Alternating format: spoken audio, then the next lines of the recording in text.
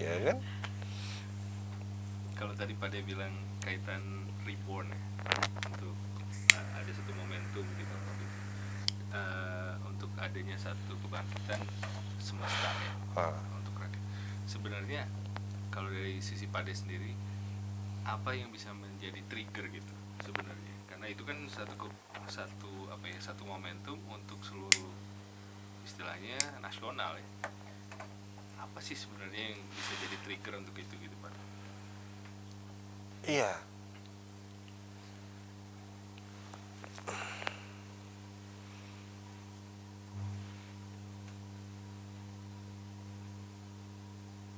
saya sih tidak ingin, saya berharap proses kesadaran itu muncul tidak melalui proses terapi kejut gitu loh, shock terapi gitu.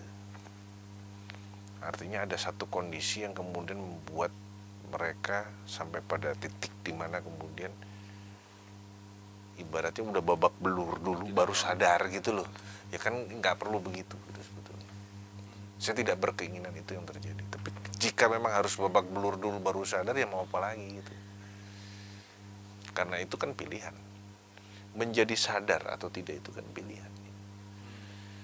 Di diskusi yang terdahulu, ketika saya bicara dengan beberapa teman mengenai banyaknya komentar yang masuk ya, dari penayangan yang ada di YouTube itu, banyak komentar-komentar negatif gitu saja gitu.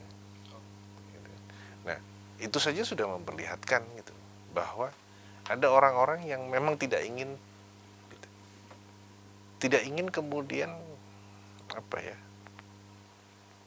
secara sadar gitu melakukan satu perubahan, dan nggak ada gitu karena tadi mereka sudah terpaku di dalam satu keadaan di mana entah karena nyaman, entah karena hopeless, entah karena merasa sudah tidak punya daya gitu, apapun alasannya, mereka menerima keadaan seperti itu. Menerima juga enggak, karena kalau menerima kan nggak pakai gerutu, ini pakai gerutu sebenarnya, jadi masih menggerutu juga sebenarnya gitu loh, ya kan. Siapa yang nggak menggerutu BBM naik, siapa yang nggak menggerutu LPG naik, siapa yang menggerutu listrik naik. Ya cuman itu sekedar menggerutu gitu, tidak kemudian membangun satu kesadaran bahwa oke, ada persoalan besar di negeri ini yang kemudian harus kita jawab bersama gitu loh, persoalan yang tidak lagi bisa kita serahkan solusi ini kepada elit para penyelenggara negara yang nyata-nyata hari ini tidak mampu gitu. Maka ya rakyat yang harusnya kemudian bergerak gitu. Rakyat yang harusnya kemudian mengambil kembali daulatnya gitu. Karena kita negara demokrasi, ya kita bicara tentang daulat rakyat kan. Ya daulat rakyatnya yang harus kita tegakkan gitu. Artinya rakyat mengambil lagi daulatnya gitu. Dan mandat amanat yang diberikan ya kita tarik gitu. sebagai yang memegang daulat kan, ya dia yang berdaulat kan, maka dia bisa menarik dong mandat. Saya nggak mau, anda tidak bisa membawa kami gitu, sesuai dengan apa yang dicita-citakan, yang selalu saya katakan, yang tertulis di dalam preambul, ya tarik mandat itu. Tapi kalau kita membiarkan mereka merajalela yang di elit sana, ya silahkan juga nggak apa-apa, tapi ya jangan ngegerutu juga gitu. Ya kan? Karena juga tidak menyelesaikan masalah kok dengan menggerutu. Ya, lakukan sesuatu yang memang kemudian bisa membuat masa depan kita lebih baik gitu.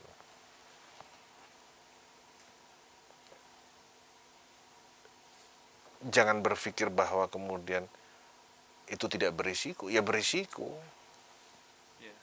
Iya dong. Betul. Tapi apakah kemudian dengan kita diam saja juga tidak ada risiko? Ada yang bilang katanya jangan cari penyakit lah ngobrol-ngobrol kayak gini. Loh iya, sekarang pertanyaannya emang kalau nggak ngobrol-ngobrol gini terus nggak ada penyakit gitu. Iya kan, tetap aja kan. Iya kan, nggak berarti juga kemudian tidak ada penyakit kan gitu. Jadi Artinya kesadaran, kebangkitan tadi, ketika kita memahami satu proses bertanah air, berbangsa dan bernegara sebagai sebuah proses politik, maka seharusnya kebangkitan rakyat itu juga dalam satu kesadaran politik yang utuh gitu. Pasti ada yang ngomong, jangan ikut-ikutan politik deh gitu. Ya kan? Pasti ada yang ngomong begitu kan. Itu yang menjadi persoalan. Jadi kadang-kadang saya nggak ngerti ketika ada orang mengatakan jangan ikut-ikut politik, itu sebenarnya yang dia pahami tentang politik apa sih? Gitu. Iya kan? Saya jadi bertanya di situ, emang yang lo ngerti tentang politik apa kira-kira gitu? Kok bisa ngomong begitu gitu?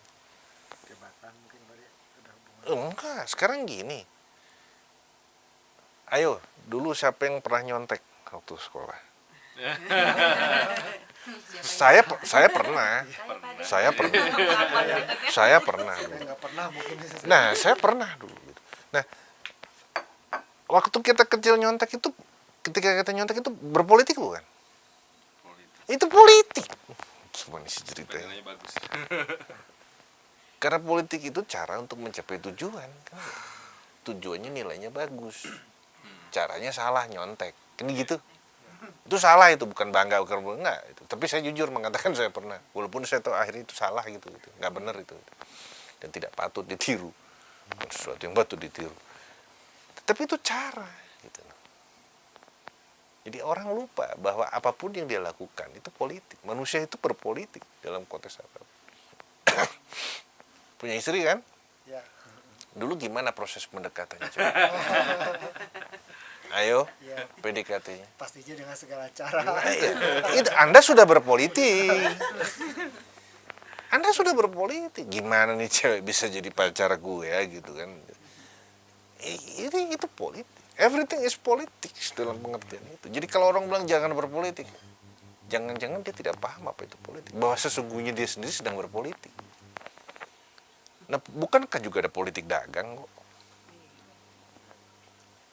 Jadi, semua sendi kehidupan kita itu adalah politik. Ketika kita punya tujuan dan kita mengupayakan sesuatu dengan cara sesuatu, itu sudah berpolitik. Nah, persoalannya yang harus kita tegaskan dulu, tujuannya apa? Kalau tujuannya adalah kebaikan, kemuliaan, dalam pengertian memanusiakan manusia tadi, maka caranya juga harus dengan cara yang sesuai dengan tujuannya. Cara tujuan baik harus dilakukan dengan cara yang baik.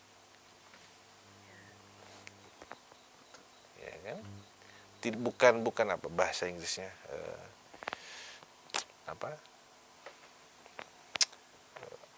istilah justify the mean itu loh, cara kemudian membenarkan tujuan, nggak bisa begitu. Justify the means. The end justify the mean. Jadi nggak begitu, karena tujuan baik hanya bisa diselenggarakan dengan cara yang baik.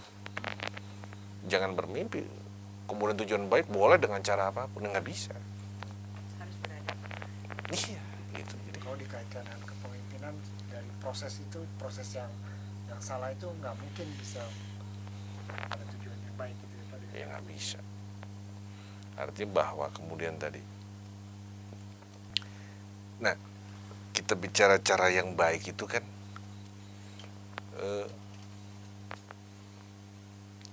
harus kita tempatkan pada konteksnya apa. Kita ini ada yang vegetarian nggak ada kan, semua pemakan daging kan. Sekarang saya mau tanya, Anda makan ayamnya dibunuh nggak? Ya dibunuh dong, tapi kan bunuhnya bukan kemudian dikeprak-keprak gitu kan. Bagaimana kita membunuh ayam itu dengan terhormat gitu loh, dengan secepat mungkin dan tidak menyakiti dia.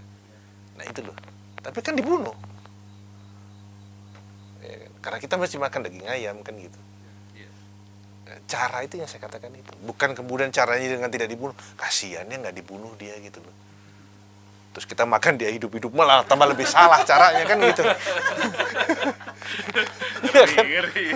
Malah lebih salah kan caranya, karena kemudian rasa ini nggak tega gitu kan, ambil dimakan bakar petok gitu sambil kita makan, enggak lah, nggak gitu. Kecuali kalau ada yang bisa ngelar langsung mungkin yang pada bilang Petok-petoknya di perut lagi.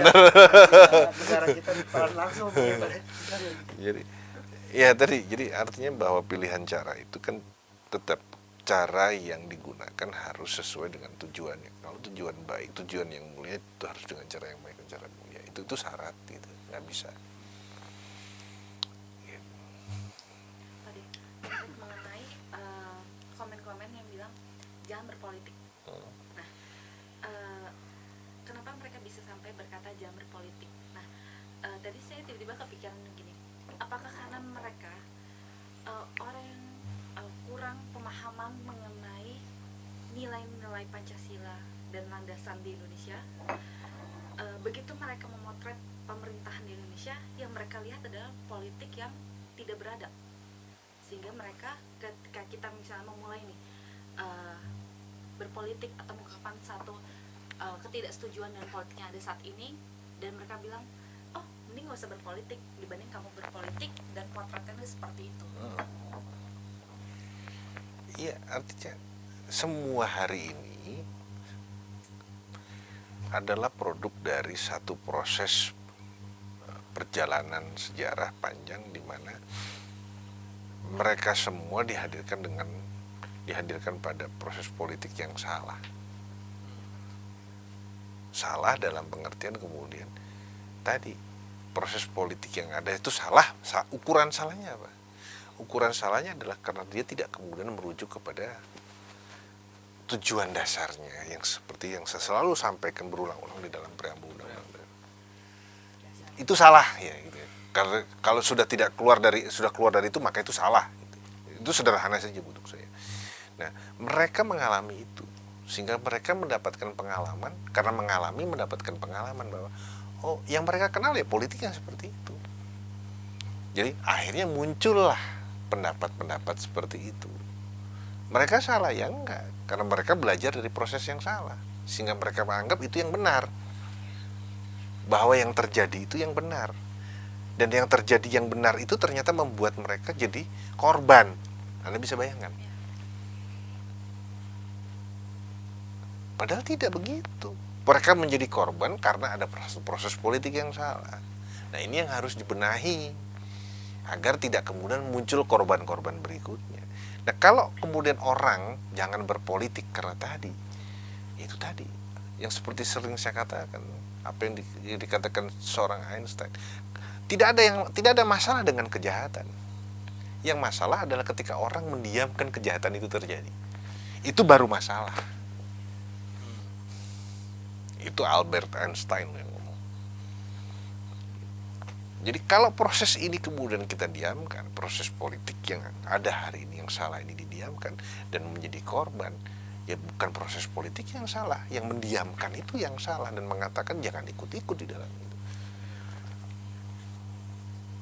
Nah, artinya apa? Kesalahan itu mereka akhirnya membiarkan orang lain, anak-anak mereka, cucu-cucu mereka menjadi korban-korban berikutnya dari proses yang salah ini. Bayangkan.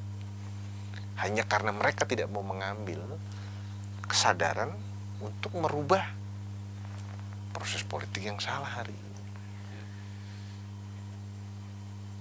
Mereka benar, mereka aman. Karena seolah-olah aman lah ya. Saya anggap seolah-olah aman. Tetapi mereka lupa bahwa ini akan terwariskan kepada generasi berikutnya. Berikutnya, dan berikutnya. Dan artinya kita menghadirkan korban-korban berikutnya dari satu proses politik yang salah.